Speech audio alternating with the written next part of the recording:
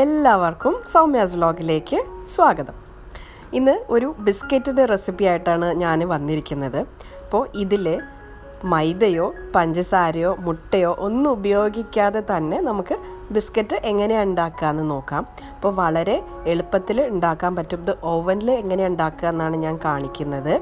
അപ്പോൾ കുട്ടികൾക്കൊക്കെ തീർച്ചയായിട്ടും ഇഷ്ടപ്പെടും. ഒരു ഹെൽത്തി ബിസ്ക്കറ്റും കൂടിയാണിത്. അപ്പോൾ നമ്മൾ ഡീറ്റെയിൽ റെസിപ്പിയിലേക്ക് കിടക്കുന്നതിന് മുന്നേ എൻ്റെ ഈ വീഡിയോ നിങ്ങൾ ആദ്യമായിട്ടാണ് കാണുന്നതെങ്കിൽ എൻ്റെ ചാനൽ സബ്സ്ക്രൈബ് ചെയ്യാൻ മറക്കരുത്. കൂടെ തന്നെ ആ കുഞ്ഞ് ബെൽ ബട്ടണും കൂടി ഒന്ന് പ്രസ് ചെയ്ത് ഓൾ എന്ന ഓപ്ഷൻ സെലക്ട് ചെയ്താൽ ഞാൻ എന്ത് വീഡിയോസ് ഇട്ടാലും നിങ്ങൾക്കത് മിസ്സാവാതെ കാണാൻ പറ്റും. അപ്പോൾ നമുക്ക് റെസിപ്പിയിലേക്ക് കിടക്കാം. അപ്പോൾ ഈ ബിസ്ക്കറ്റിന് വേണ്ടിയിട്ട് ഞാനിവിടെ ഉപയോഗിക്കുന്നത് ഗോതമ്പ് പൊടിയാണ്.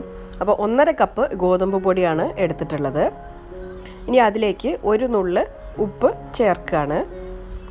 കാരണം ഉപ്പ് ചേർത്താലേ ആ ഒരു മധുരവും എല്ലാം കൂടി ഒന്ന് ബാലൻസ് ആവുള്ളൂ. എന്നിട്ട് 1 ടീസ്പൂൺ പട്ട പൊടി, അതായത് സിനമൺ പൗഡർ ചേർക്കുകയാണ്. പിന്നെ 1 ടീസ്പൂൺ ബേക്കിംഗ് പൗഡർ കൂടിയും ചേർത്തിട്ട് നന്നായിട്ടൊന്ന് ഈ ഡ്രൈ ഇൻഗ്രീഡിയൻസ് എല്ലാം നന്നായിട്ടൊന്ന് മിക്സ് ചെയ്ത് വയ്ക്കാം. അപ്പോൾ ഇതിൽ ഇത്രയേ നമ്മൾ ചേർക്കുന്നുള്ളൂ. ഇതിൽ ഗോതമ്പ് പൊടി ഓൾറെഡി ഞാനൊന്ന് അരിച്ച് എടുത്തതാണ്. എന്നിട്ട് വേറൊരു പാത്രത്തിൽ ഇവിടെ ഞാൻ മധുരത്തിന് പഞ്ചസാരയ്ക്ക് പകരം ശർക്കര പൊടിയാണ് യൂസ് ചെയ്യുന്നത്, ജാഗ്രി പൗഡർ. സോ ഇത് കടകളൊക്കെ കിട്ടും, ശർക്കര പൊടിച്ചത്. അതൊരു 1/2 കപ്പ് എടുത്തിട്ടുണ്ട്. എന്നിട്ടിവിടെ ബട്ടറിന് പകരം ഞാൻ നെയ്യാണ് എടുക്കുന്നത്. അപ്പോൾ 1/2 കപ്പ് നെയ്യും കൂടിയും ചേർക്കുകയാണ്. എന്നിട്ട് 3 ടേബിൾ സ്പൂൺ പാൽ, ഇത് റൂം ടെമ്പറേച്ചറിലുള്ള പാലാണ്. സോ 3 ടേബിൾ സ്പൂൺ പാലും കൂടി ചേർത്തിട്ട് ഇത് നന്നായിട്ട് ഈ മിക്സ് ഒന്ന് മിക്സ് ചെയ്യാം. അതായത് നെയ്യും ഈ ശർക്കരയും പാലും എല്ലാം കൂടി നന്നായിട്ടൊന്ന് യോജിക്കണം. അപ്പോൾ ഇത് നന്നായിട്ടൊന്ന് മിക്സ് ചെയ്യാം. എന്നിട്ട് ഈ ശർക്കരയുടെ മിക്സ് നമ്മൾ ഗോതമ്പ് പൊടിയുടെ ആ മിക്സിലേക്ക് ഒഴിച്ച് കൊടുക്കുകയാണ്. എന്നിട്ട് നന്നായിട്ടൊന്ന് കുഴച്ചെടുക്കണം.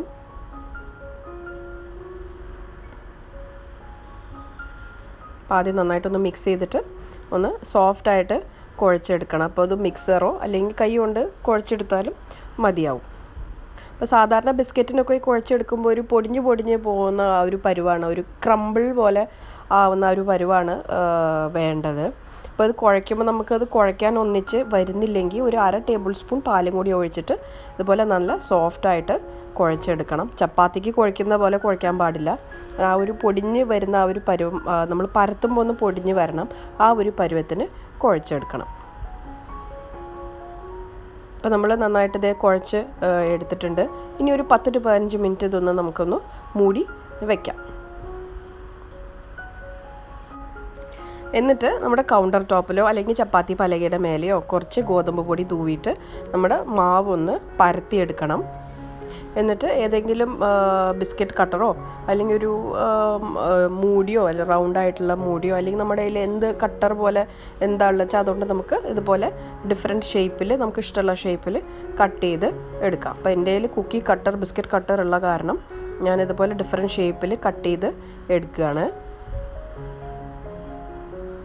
ഇതുപോലെ കുറച്ച് നല്ല തിക്കിലല്ല, കുറച്ചൊരു ചെറിയൊരു തിക്കിൽ ഇതുപോലെ കട്ട് ചെയ്ത് എടുക്കാം പരത്തിയിട്ട്.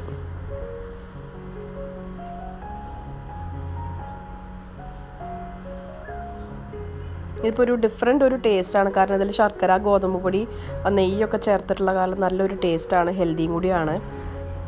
എന്നിട്ട് ഒരു ബേക്കിംഗ് ട്രേയിൽ നമ്മുടെ ബട്ടർ പേപ്പർ വെച്ചിട്ട് നമ്മൾ കട്ട് ചെയ്ത ബിസ്ക്കറ്റ് എല്ലാം അതിലേക്ക് വെച്ചിട്ട് ഫോർക്ക് കൊണ്ട് ചെറുതായിട്ടൊന്ന് കുത്തി കൊടുക്കുക. അതൊരു ഡിസൈൻ പോലെ ആവും, പെട്ടെന്ന് കുക്കായും കിട്ടും. എന്നിട്ട് നമുക്കിതൊന്ന് ബേക്ക് ചെയ്തെടുക്കണം. സോ പ്രീ ഹീറ്റ് ചെയ്ത അവനിൽ ഞാൻ 180 ഡിഗ്രീസിൽ 18 മിനിറ്റ് മതിയാവും ഇതിന്. അപ്പോൾ 18 മിനിറ്റ് വെച്ച് നമുക്കതൊന്ന് ബേക്ക് ചെയ്തെടുക്കാം.